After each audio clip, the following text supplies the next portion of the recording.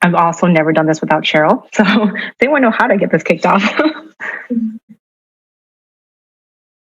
So, Marcy, I think you would just call the appeal. First order of business.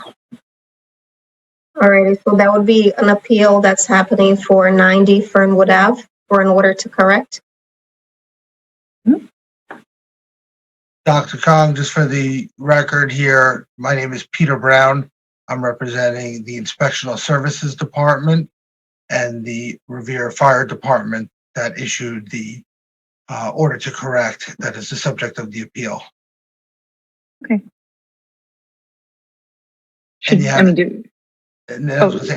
And Attorney Corsi could introduce himself, but he has filed the appeal on behalf of the owner. Okay. Yes, good afternoon. My name is Ken Corson, and I represent Gamal Abdel Kader, who is the property owner, and I filed this appeal request on his behalf. Dr. Kong, it's Attorney Corson's appeal, but I could just briefly give the context and then allow counsel to go and make his argument. Sure. I submitted a memorandum on behalf of the city. Attorney Corson filed his written appeal, but pretty much the context. And I know the board doesn't see a lot of these over the course of the year, but they do come in from time to time. But pretty much what we have here is Inspectional Services Department went and did an inspection of a property. The property is 90 Fernwood Avenue. That property had a fire in April of 2020. Attorney Corson graciously responded to our requests for an inspection of the property. His client cooperated, contacted us, and gave us access to the property. We conducted a thorough inspection of the property and issued an order on September 1st of 2020. That order required a number of things to be done within a certain time frame. That time frame was 14 days from the date of the order. And Attorney Corson, on behalf of his client, has filed an appeal of that order. And when an order to correct is issued, there's 7 days from that time period to file an appeal to the Board of Health of the order. There's also a mechanism to go and appeal some of the, what I'll call the experts' findings. For example, if somebody disagrees with Deputy Cheever or Lieutenant Leary, they can appeal to the State Fire Marshal, or they could appeal to the board of a finding of a building inspector. This is a remedy that's available to appeal the legitimacy of the order, the time frame that was given with respect to the repairs, and that is a process that a property owner has. If this board can annul an order, can amend an order, and can affirm an order. And if a property owner does not like what this board does, they would have preserved their remedy to go to court if they would like. So that's the context in which we've gotten here. I've tried not to be too argumentative because it's really Attorney Corson's appeal. So I will let him go and present his appeal, and then I will briefly give the city's rebuttal. Sure, thank you very much. So as Attorney Brown commented, this fire took place on April 4th. About 7 days later, after the fire, my client obtained Seltzer and Goldstein, their private adjusters, to handle the insurance claim. An inspection was done of the property by the insurance adjuster, and my client received his first offer on the value that it would cost to repair the property. That was received on June 23rd. Since then, the interior has, a permit had been applied to demolish most of the interior. That's been done. The property's been cleaned, mitigated, and some other work done there to clean it up. After the demolition, the insurance company came back with their inspector. They did that, I believe it was just last week. They inspected it again, and we anticipate that we'll have a final offer from the insurance company within the next 14 days. I'm Once we get that final offer, we'll be able to settle the claim. My client has consulted with 5 to 6 contractors, and he's narrowed it down to 1 or 2. One of them has already been in to talk to some people at the Board of Health regarding the order to correct. And my client plans on retaining one of those 2 contractors in the next week to 2 weeks once we receive the final offer from the insurance company, and then he'll retain that contractor, file for his building permits, and make the necessary repairs. This claim has been delayed slightly due to COVID-19. It's a Florida insurance company. They don't have any adjusters up here, so they have to reach out to private adjusters and try to schedule them to come in. So it hasn't been a timely response, but it's taken some time, and we're doing the best we can to try to expedite this. When we received the notice to correct, there were many things in there that need to be addressed. My client is fine with correcting all of them.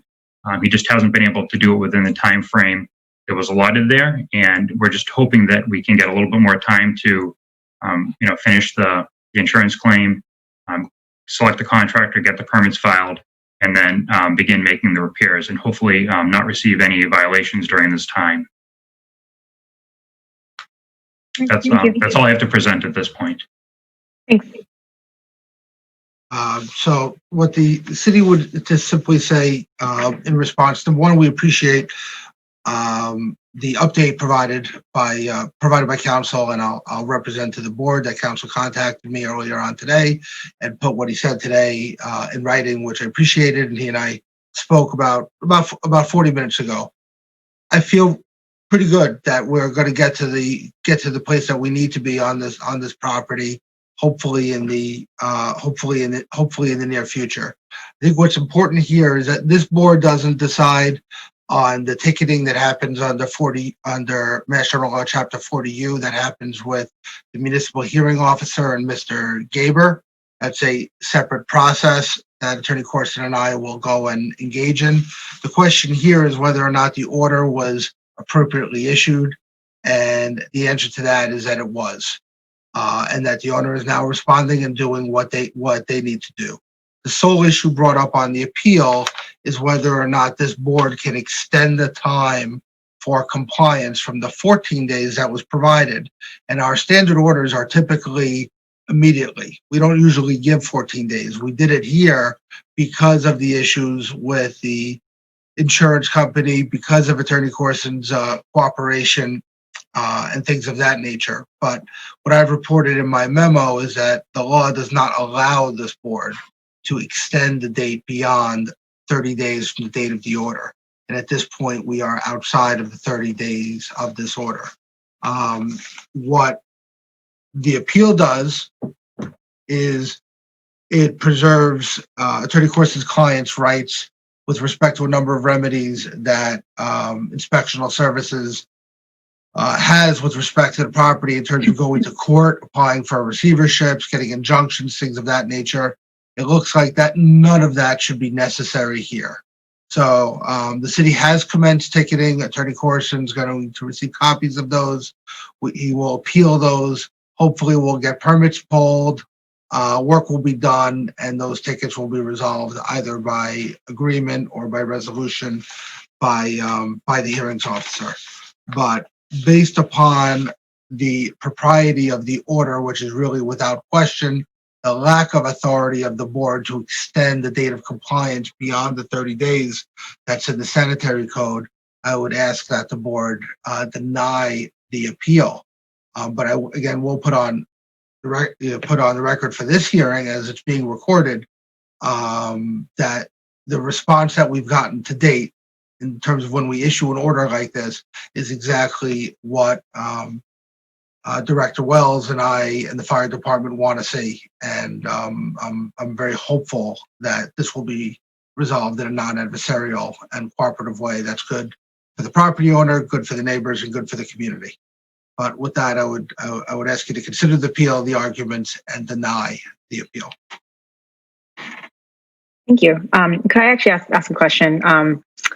So fire happened in April. What has happened to the property since then? Like, obviously no one is living in it right now. According to the picture, it looks like no one's living in it, but has any work been done at all? Yeah, that's correct. No one's living in the property. Work has been done to demolish a lot of the burnt surfaces and clean the property up. A lot of mitigation, removing the water and the materials that were wet. So a lot of work has been done on the property to roughly $40,000 already. Just we haven't started the reconstruction aspect of this because it's not so much that we want to settle the insurance claim first. We just need to know how much money we're dealing with so we can finalize the plans. There are a couple plans floating out there that have been done on CAD. We just can't complete the final plan until we know how much money we have to complete the repairs. Mm-hmm. And then I was reading over everything that Marcia sent us earlier, and it sounds like that potentially the fire was caused by maybe there. It just seemed like there was a lot of illegal, like it was a illegal 2-family. It was a 3-family, and maybe there could have been gas lines or electric wires or something that could have caused the fire. Can anyone comment on that? There's no finding that of a direct link between the improper use of the property and the fire, but we do know that when we have these conditions, they are a fire hazard. I can report that it was a major response from the fire department. Occupants did have to be rescued from the window of the second floor. And while the connection wasn't directly made, it couldn't be ruled out either. But what Attorney Corson has reported is that the future of this property will be one of code compliance, one of proper use, and that we'll be looking forwards and not backwards. But obviously, it's a huge concern that after all of this, we don't go back to the way we were before, because it does demonstrate the life safety hazards when we have properties that are not code compliant and have fire safety hazards. I believe the fires started in the boiler furnace room and then extended to elsewhere on the property. And I do want to reiterate that my client plans to and will make all the repairs that are requested in order to correct. So we'll be completely in compliance with all the city and state codes. Mm-hmm. Okay. All right. So I guess at this point, Dinesh and I just vote whether or not. Okay. Nez, are you ready to vote on? I guess they're Attorney Brown's just asking us to deny the claim, right? Yeah. So Dr. Khan, I utilize. If you have, I don't know if you have it in front of you or not. I do have it in front of me. But what I tried to do on the last page of the proposed order, I just used terminology of either granting the appeal or denying the appeal. And it's not language that you have to use in making your vote, but effectively it's that the appeals come before you. You've read the materials, you've listened, you've asked the questions you wanted to ask, and then you would either grant or deny the appeal. I'm sorry, Nez, I didn't mean to totally leave you out of this. Do you have any questions? No. I mean, I had the same question I had. That was the first question you asked about how much of work has been done. Mm-hmm. If we're talking like percentage wise, like what do you? It's just a quick question. It's like how much, like in a big picture, how much of the work you can tell me as a percentage? Is it like 10% done, 20% done, or how do you?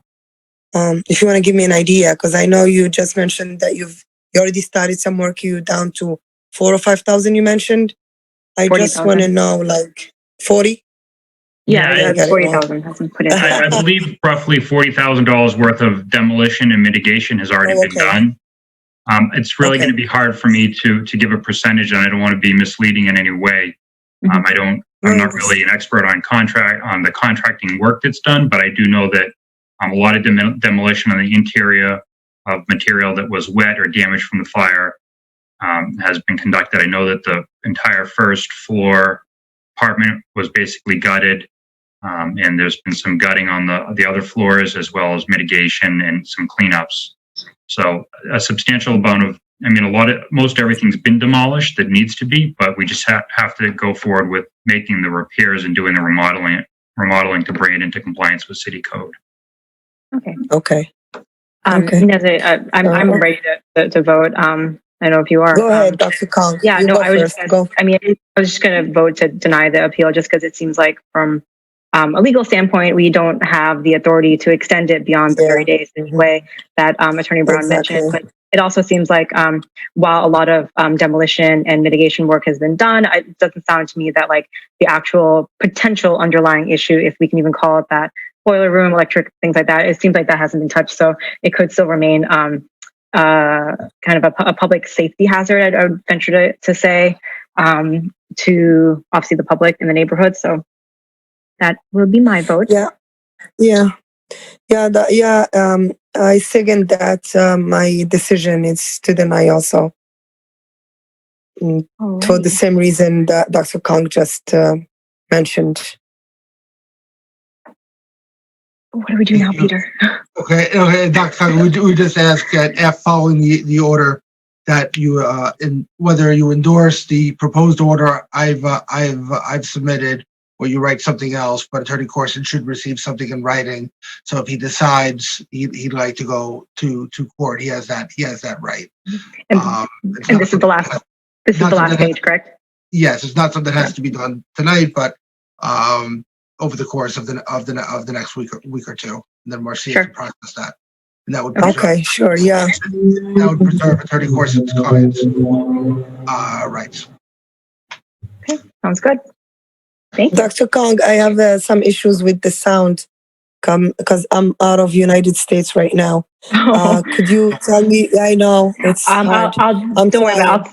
I'll take care of it. And as we were just talking about the very last page, he kind of wrote up something that basically says in writing what our decision was. So I'll talk to Marsha offline about that and just make sure it gets put through. It looks good to me, Peter. I think we're gonna stick with it. I saw the paperwork. I read it before, but when I got here, I was not able to look at it again. But I should be back in the United States by next week, and I'll sign it too if I need to. Okay, great. Thank you very much. So for the record, the board has denied the request of appeal for order to correct on 90 Fernwood Ave. Correct. Second item on the agenda tonight is another appeal for 73 Thurlow, which has been postponed at this time. Oh, okay. Last item on the agenda tonight, if Dr. Kong would be so graciously, as our board member and a member of our emergency response team, to give the public an update on the COVID-19 pandemic. Yeah, so a couple updates for this evening. I don't have, all of my numbers are as of last Wednesday. That's when the Massachusetts Department of Public Health publishes their sort of like greater public safety metrics. Some number we have been following is a case positivity rate, which basically says of the number of folks getting tested, how many of those tests are coming back positive. We obviously want that number to be as low as possible and ideally lower than 5%. So last week was, I believe, the third week in a row where Revere had a number less than 5%. So we were at about 3.8% as of last week. And this is over the preceding 14 days, the rolling average, which is good news, both for the prevalence of COVID in our community, but also when looking towards reopening our schools, at least in a hybrid model, so a kind of part-time in-person learning capacity. We are still considered in kind of, if you look at the Massachusetts, the map of Massachusetts, they color codes communities based on the average number of cases per 100,000 people over a 14-day period. And we are still in the red zone. The unfortunate news too is that the Boston has also entered the red zone. So there's more and more cities as we kind of inch closer into flu season and as we move closer into winter that are seeing an increased number in cases. So overall as a state, not going in the direction we want to go in, but we're seeing a slower rise than we did back in the springtime. It isn't a huge peak like it was back in the springtime. It's more of a steady increase. I think that's good to note for a few reasons. One is hospital capacity. If you don't have a large spike in cases, your hospitals will not get overwhelmed, and we won't be in a situation like we were in the springtime with potential ventilator shortages and the like. The other reason for that is when you have a slower uptick in cases, contact tracing is not as overwhelmed. And I think something that has been really great is utilizing contact tracing throughout Massachusetts to really drill down on how our new cases are That's what I heard. That's what Andrew coming up. Like where are they getting it? Is there some sort of hotspot at a restaurant or at a workplace or a daycare or what have you? So something else I would like to I haven't seen it yet. but put that's another what I heard. plug out Brown, there can you for. mute, please? I'm raging angry at you, man. Attorney Brown? Could you please mute, sir? Anyways, oh, he should left. But anyway, another plug I'd like to put into the Revere community is to pick up the call. All right, if you may, or if you test positive, or even if you didn't get a test at all, contact tracers will be getting in touch with you. First, they'll be getting in touch with folks who did test positive to find out more information regarding why they tested positive, where they could have gotten it, and how we can prevent the next person from getting it in the same way. But if you are also a close contact of someone who tested positive, they may get in touch with you too, because you may be at risk for developing the virus, and you'll need some information to keep yourself and your loved ones safe. So don't be shy. Don't pick up the call. It's best to give as much information as you can, as much honest information as you can, because the only thing we're going to do with that information is use it to inform ourselves and kind of alter the way we do things so that the next person won't get infected. We're just trying to prevent the next case as best as we can. And I think so far it's worked out, especially throughout the summer, and we can really utilize that to ensure that there's no dramatic spike in cases this coming winter, especially as we head into the flu season. Another thing I want to put a plug in for is the flu season. Very important this year compared to any other year on record to get your flu shot. We're in the middle of a global pandemic, and it's unfortunately not going away anytime soon, as evidenced by our slight uptick in numbers across the state. The best thing you can do to keep you and your loved ones safe is to protect yourselves from the flu virus. Flu and coronavirus can look almost exactly the same. So it's going to be very hard for us to tell the difference without doing testing for both during the winter time. And getting a flu shot will also prevent you from needing to seek care either in a clinic or in a hospital. And you don't obviously want to mitigate exposure to those settings as best as you can, so as not to get the COVID when you're out and about trying to get medical attention. It also helps to ensure that our hospital capacity is well equipped for any surge that may come this winter. It allows us to kind of save those ICU beds, save those ventilators for patients who have COVID, because just to remind everyone, right now there is no cure for COVID. We have some therapies out there that we have been trying, and that has been helping. That may or may not be helping. The data is still coming out, but we are using it to try and help as many folks as we can. But we don't have a vaccine for COVID. We don't have like a medicine like Tamiflu for COVID, but we do have it for influenza. So get yourself vaccinated. We're going to hold 3 flu clinics this month in the city of Revere. Keep an eye out on the. Sorry about that. Keep an eye out. Thank you, on the Revere website for more information. We are just finalizing the details this week. We'll have one for seniors, we'll have one for all adults, and we'll have one for children to get their flu vaccine, but also all their childhood vaccines so they can get it all in one go. Trying to make it easy as we can for everyone in the community. I think those are the major updates that I have for that. Things are steady. We're seeing a large uptick, nothing too huge, but still enough for us to, hike up our sleeves and still get down to do the work. And that doesn't mean just the emergency response team, but it means all residents in the community. Continue to be vigilant, wear your mask, stay 6 feet apart, wash your hands, and try to limit large gatherings and limit, where you're going as best as you can, as much as you can. Alrighty. Dr. Kong, thank you very much. That concludes everything on our agenda tonight for tonight's Board of Health meeting. Is there a motion to adjourn? Yeah. Thank you. Thank you. Thank you. Thank you, everyone. Thank you. Thank you, everyone.